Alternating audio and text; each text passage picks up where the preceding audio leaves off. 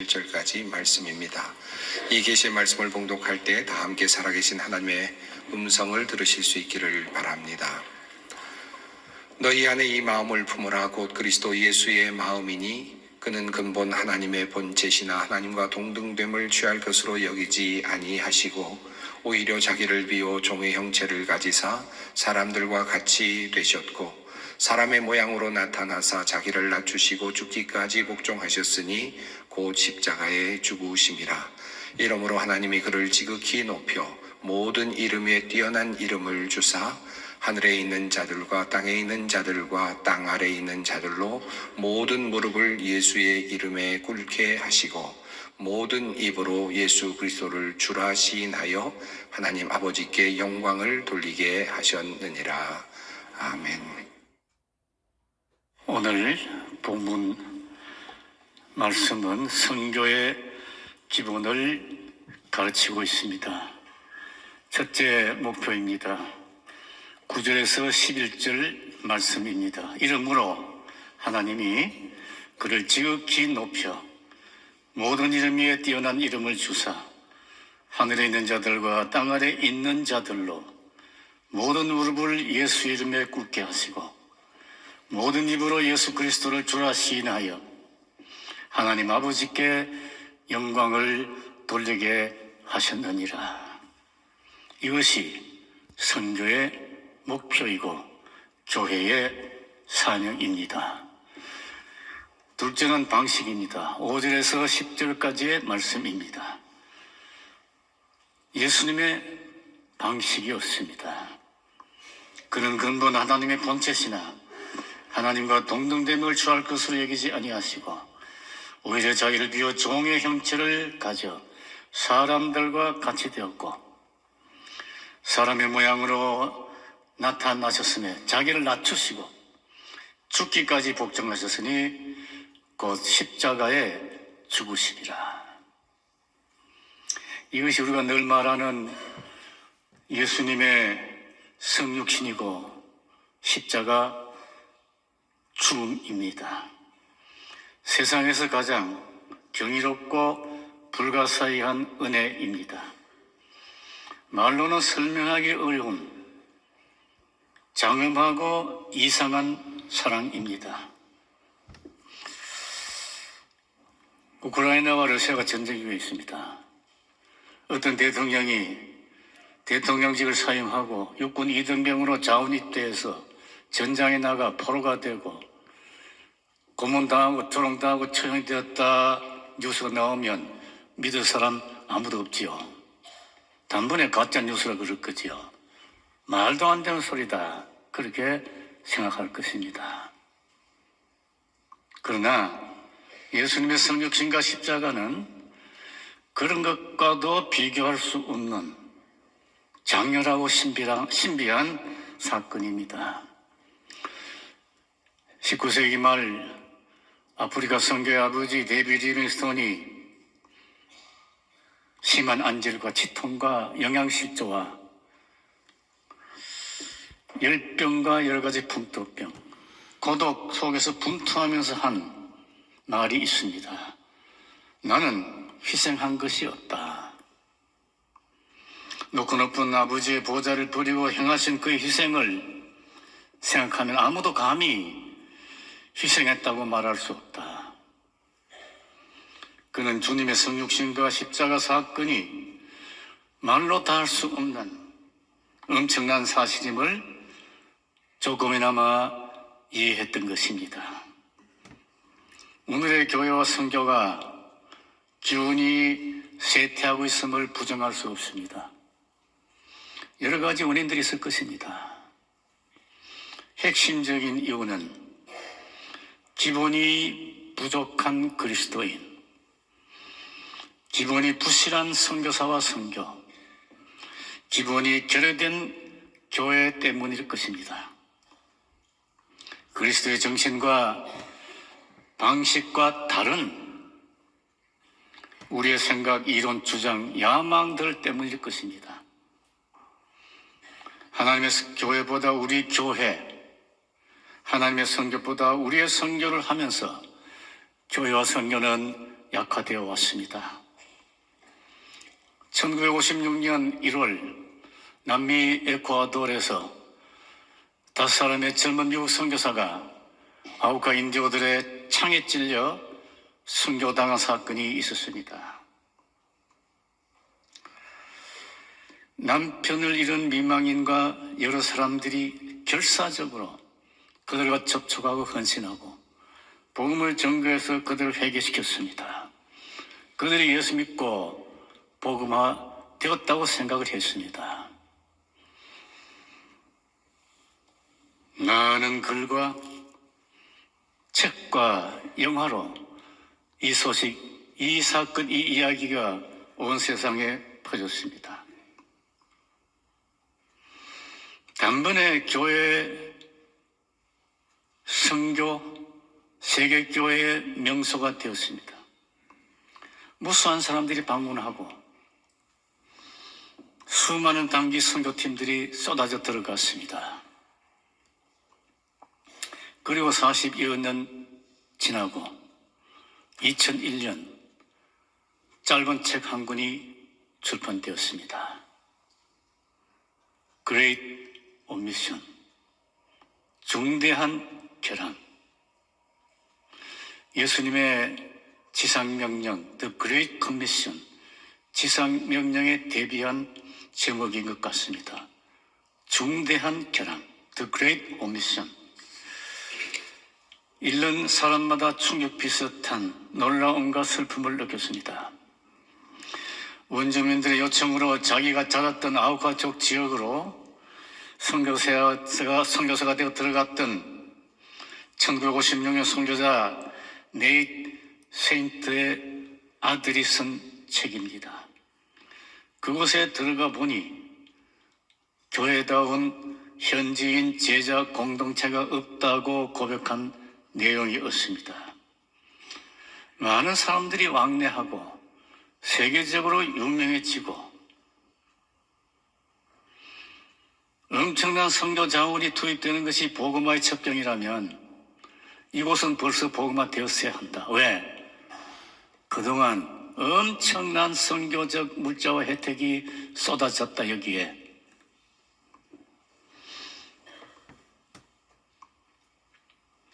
저자는 그리스도의 제자 육성이 빠진 것이 중대 결함이라고 했습니다. 제자 육성을 소홀히 한 것이 허점이 없다고 했습니다. 마태복음 마지막에 예수님의 지상 명령의 핵심되는 말씀은 제자를 삼아입니다.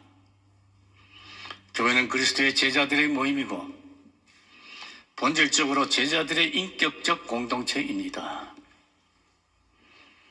아무든지 나를 따라오려거든 자기를 부인하고 십자가를 지고 나를 쫓을 것이라. 제자들에게 대한 주님의 요구입니다. 우리가 어디 있든지 무엇을 하면서 살든지 기본적으로 자기를 뒤로 하고 예수님을 따르는 제자가 되고 교회는 그리스도의 제자들의 무리여야 하고 선교사는 그리스도의 제자다운 증인이어야 하는 것입니다. 우리의 중심과 정신과 정체성과 이미지와 스타일이 십자가적이어야 합니다. 그것이 선교의 기본입니다. 주님은 어떤 사상이나 이론을 전파하신 것이 아니고 사람들, 제자들을 세상에 파송하셨습니다. 그의 제자들에게 십자가는 장식품이 아닙니다. 우리의 정체성이고 삶의 규범이고 세상 속에 빛나는 우리의 특징인 것입니다. 제가 브라질 상파울로의 동양성교교회 원로 목사님이신 문명철 목사님 뵙고 명유성 집사님에 대한 여러 가지 이야기를 물어본 적이 있었습니다. 한국전쟁 때 그제도 포로수용소에서 같은 막사에서 지냈던 분들입니다. 맹 선생은 해방 후 평양에서 피난해서 남대문교회 집사로 계시다가 6.25 전쟁이 났습니다. 피난 못했어요. 근데 도저히 견딜 수가 없어서 피난을 결심했습니다. 이미 북한군이 낙동강 밑에까지 들어가 있었어요. 대구 근처까지 와 있었습니다. 천신만고 그때 인민군 전선을 뒤로 빠져나온 미군을 만났습니다. 좋다고 생각했는데 미군이 간첩으로 오해하고 그를 그제도 포로수용소에 보냈습니다. 이 사실은 남대문교회 친구들이 정부에 탄원서를 내고 서류를 만들어서 찾아갔습니다. 본인이 서명하면 석방될 수 있는 서류였어요.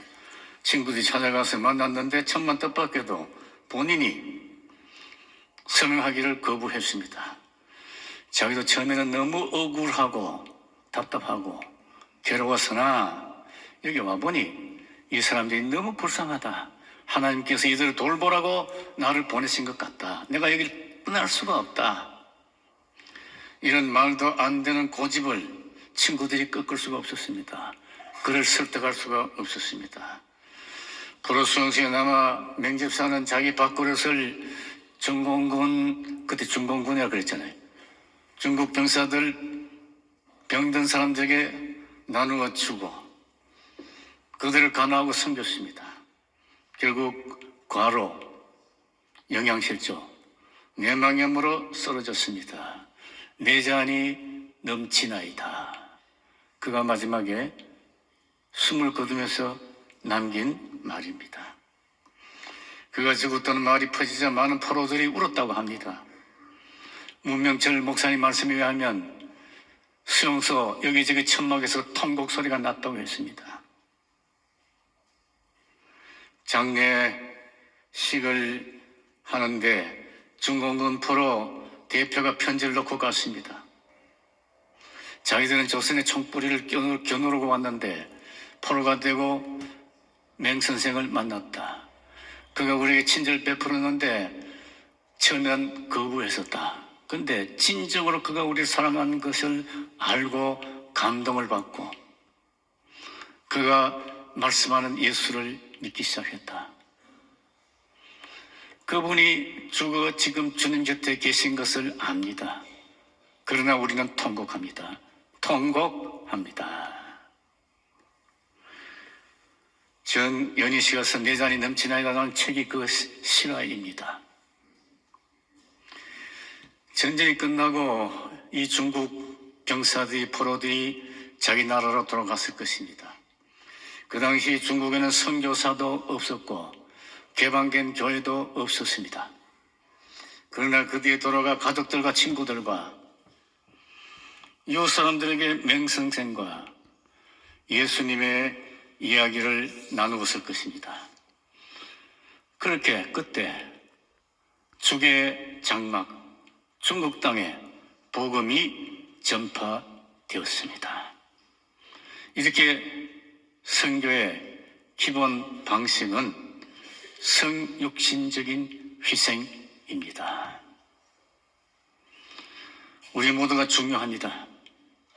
한 사람 한 사람이 선교적 존재입니다. 서울에 있든 남미에 있든 중미에 있든 유럽에 있든 어디 있든 우리 모두가 예수 그리스도의 증인들인 것입니다. 선교적 존재인 것입니다. 어떤 신학자가 신약 성경은 예수님과 그의 무리들의 자서전적 기록이라 했습니다. 자서전적 기록. 예수님과 제자들과 여러 사람들이 그들이 누구였으며 무엇을 했으며 어떻게 살았는가 기억한 이야기라는 것입니다. 그 신학자가 말했습니다. 내 자신이 아무개라는 내 자신이 내가 가진 모든 것보다 더 중요하다. 내 자신이 내가 가진 모든 것보다 더 중요하다. 영어 자막이 나왔는데요. 여러분, 저 영어를 읽고 나름대로 많이 해석을 할 수 있을 것입니다. I am is more than I have. 여러분 자신이 여러분이 가진 모든 것보다 더 중요합니다. 교회는 본질적으로 인격적 공동체이기 때문에 교회가 무엇을 가졌느냐 보다도 어떤 사람들이냐, 그것이 더 중요합니다. 오늘 우리가 지나간 어제의 소망교회를 이야기하듯이 내일의 소망교회가 오늘의 우리 소망교회를 말할 것입니다. 우리가 어떤 교회로 기억되고 이야기될 것 같습니까? 그것은 본질적으로 건물이나 시설이나 그런 어떤 것이 아니라 여러분 자신에 대한 이야기일 것입니다. 그들이 누구였느냐? 어떤 사람들이었느냐? 때때로 감동적이었느냐? 불가사의한 거룩한 일들이 있었던가? 선교적으로 헌신했던가? 하나님의 나라와 복음 선교를 위해 성육신적으로 희생한 것이 있었던가? 우리는 모두 결국은 우리 후진들에 의해서 기억될 역사적 존재들이고 우리 각자가 모든 것을 온전히 하시는 하나님 앞에 홀로 선 단독자인 것을 명심해야 합니다. 그런 믿음과 긴장이 우리를 더 온전한 선교적 존재와 선교적 교회가 되게 하는 것입니다. 선교사 리빙스톤이 1872년 3월 19일 59세 되던 날 그의 일기에 이런 기도문을 적었습니다. 내 생일이다. 나의 예수, 나의 왕, 나의 주, 나의 생명, 나의 전부여. 제 자신의 모든 것을 다시 한번 당신께 바치나이다. 저를 받아 주시옵소서. 그리고 그 이듬해 5월 1일 그곳에서 세상을 떠났습니다.